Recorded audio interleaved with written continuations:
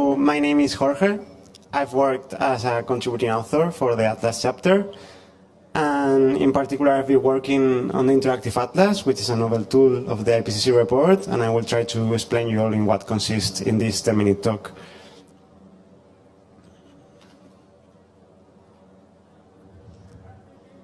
Okay, so just to notice before the explanation that there are going to be training sessions after the COP26 framed in the task group on data support for climate change. So this is the landing page of the Interactive Atlas. As you see, it has three main components: the regional information, the regional synthesis, and the documentation. We will explore each of these components afterwards, interactively in the web browser. But what's the main motivation? All the figures and regional statements that you have observed in the previous talks, such as in Linda's one or in Ruth's one, they can be easily accessed or displayed through this interactive tool. In particular, the figures can be accessed through the regional information components, and all the regional statements are summarized in the regional synthesis component. Therefore, the Interactive Atlas is meant to support the assessment done in the chapters, in the technical summary, and in the summary for policymakers. It is just a novel product of the IPCC report, and it can be found in the link that you find in the bottom right of the slide. It has a focus on regional change. It builds on the working group 1 reference regions, which are those that you observe in the map. But also it has other different climatic regions, which consist of monsoons, small islands, or major river basins. As I mentioned, it has two major components: the regional information and the regional synthesis. The first consists on a series of maps, time series, and other visuals from multiple datasets, which include from observations to climate model simulations.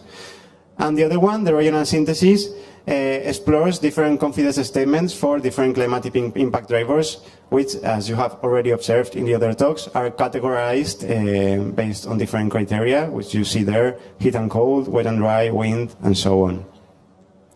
The first of all, the regional information contains different atmospheric, oceanic, and other variables, such as, for instance, the annual maximum temperature or the mean temperature based on different seasons that you have observed in previous talks, for different observations and climate simulations.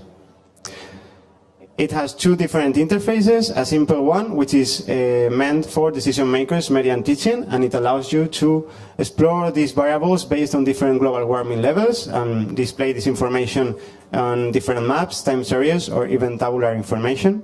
And you have a more advanced interface, which is meant for scientists and practitioners, which, in addition to the global warming levels, it permits you to vary across different emission scenarios, different periods, and different baselines.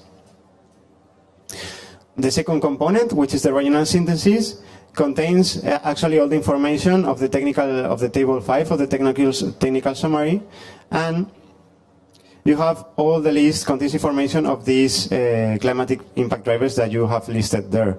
In particular, here at the bottom left of the figure, we see the information for the fire weather confidence statement. Climate impact driver. Okay, so now what I'm going to do is to share the screen so we can explore interactively how this interactive atlas works. Okay, so Jesvin. No puedo, gracias.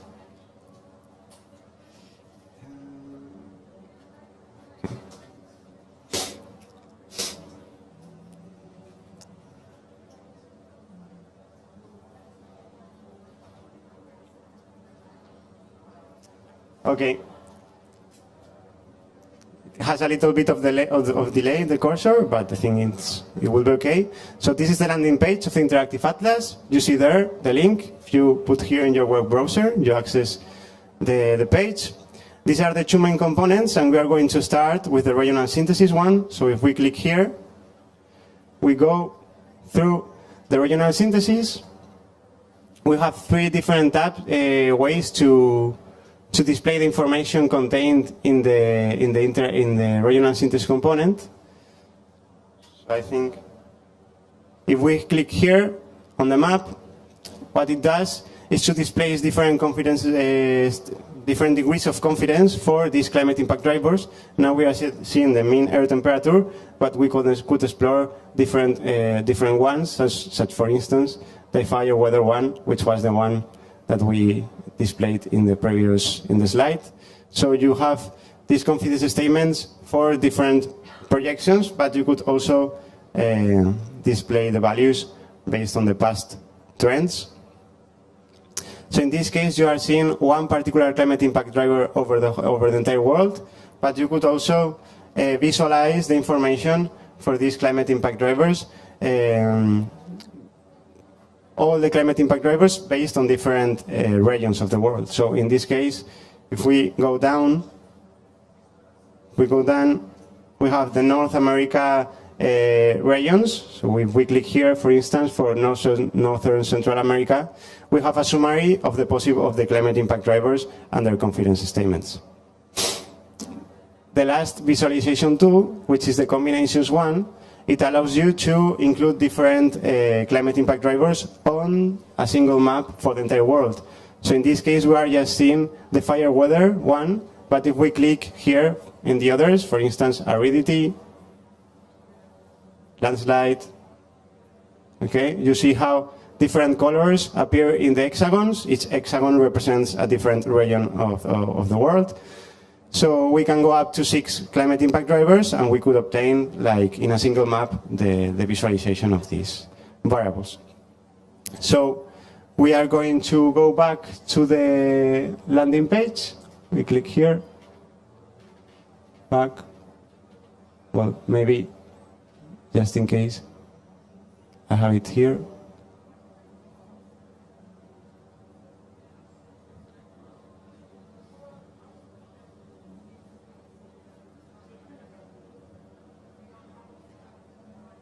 Okay.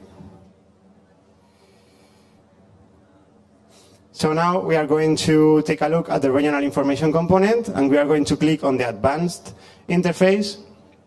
So if you remember, Linda and Ruth has shown us the mean temperature based for the winter and the summer season. So you have here in this interface, you can display your own maps for different data sets.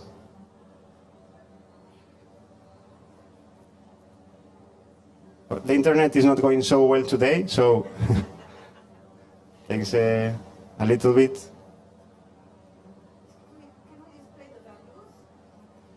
Yeah, the numbers.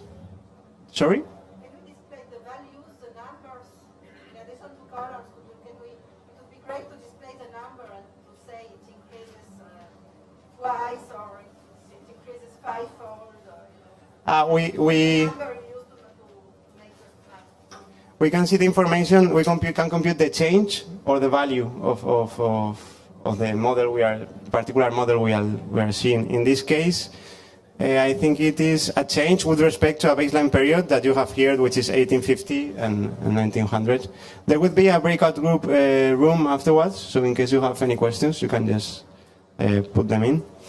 So if I click here on the dataset tab, you can see that you have a whole list of model projections from global to regional simulations, and also observational datasets, and you have even some paleoclimate simulations.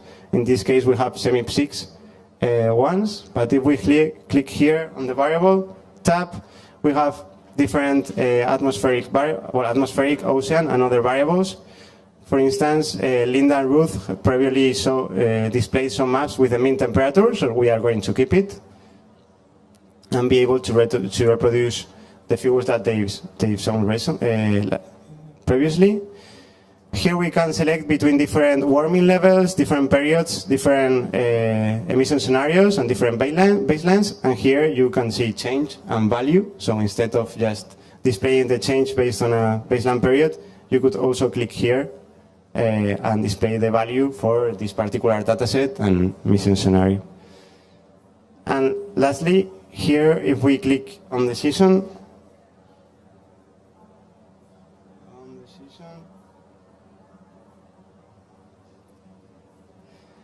we have here, so we can select the whole year, then different seasons. I'm going just to change to the summer season one to see how it changed the map.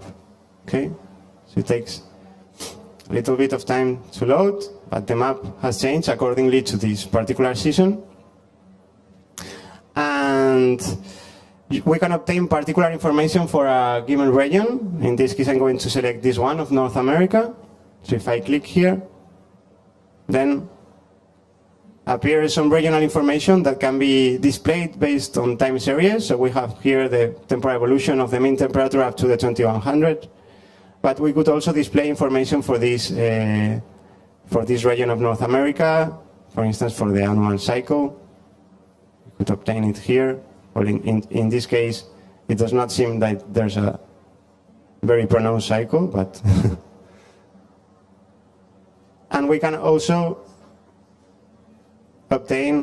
display seasonal stripes, where we can see the projection of the seasonal distribution around the whole century, and we clearly observe how for the summer months there is a larger warming than for the rest of the months for this scenario. So yes, we can export these figures. If you see here at the bottom left, we have export PDF. If we click there, we would download this seasonal stripe, in this case, as a PDF file. But a very interesting tool of the Interactive Atlas. It's have to close here. Is when we click. Where is it? Here, we can see duplicate map. Okay, so if we click here, the two maps duplicated. In this case, we are seeing the same variable on both sides of the two maps, but we can change one and very easily compare, for instance, different warming levels. So if I come here and I click, and then I change to a warming level of 4 degrees, then we could very easily observe. I'm going to shift a little bit to focus on North America, and we can observe the difference for the mean temperature for the summer season for a 2 degrees of level of warming level on your left, and a 4 degrees warming level on your right. 2 on your left and 4 on your right. But it would also compare, for instance, different global simulations, and even we could select the Cordex North America and compare the global projections with those obtained with regional ones. So it's taking a little bit to load. It's going there. I think I've lost connection to Zoom.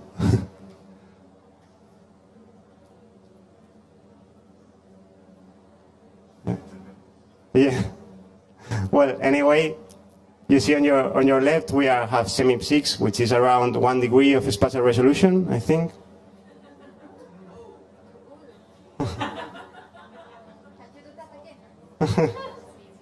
Okay, now we have it. Well, anyway. Well, you see previously how we had the global simulations and the regional ones. So if you have doubts about the Interactive Atlas, then hope to see you in the breakout groups.